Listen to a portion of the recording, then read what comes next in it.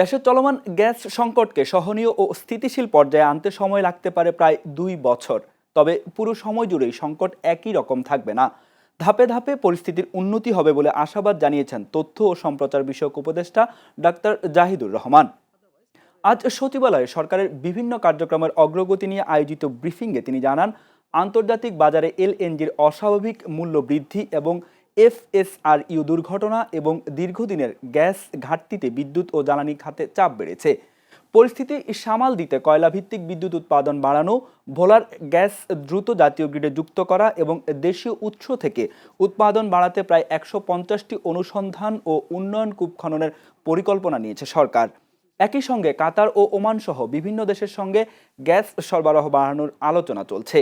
ঢাকার প্রধান সড়ক ও মহাসড়কে ব্যাটারি চালিত রিকশা চলাচল নিয়ন্ত্রণে দ্রুত নীতিমালা প্রণয়ন করা হচ্ছে বলেও জানান তিনি।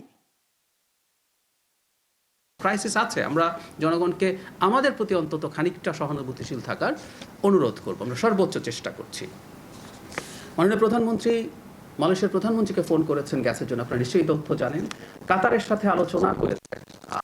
আমরা জানেন আমরা যে স্থায়ী চুক্তি করি বা দীর্ঘমেয়াদী চুক্তির মধ্যে দুটো দেশের মধ্যে বেশি আমরা কাতার আর ওমানের সাথে আছে, সেখানে রীতিমতো আমাদের মন্ত্রী এবং উপদেষ্টারা গেছেন নতুন করে যাতে সেখান থেকে কিছু পাওয়া যায়। আমাদের তো দাবি একই যে একটাই, যে সেটা হলো যে শুধুমাত্র উনি কেন প্রত্যেককে আমরা ফেরত চাই, যাদের নামে মামলা, যাদের নামে সব কিছু বাংলাদেশের জায়গা থেকে আমরা চাই যাতে করে এই জুলাই আন্দোলন থেকে আরম্ভ করে এর আগেও যে ঘটনাগুলি সেগুলি সঠিক বিচার হবে। তো সেইভাবেই আমার ধারণা এখন চলছে।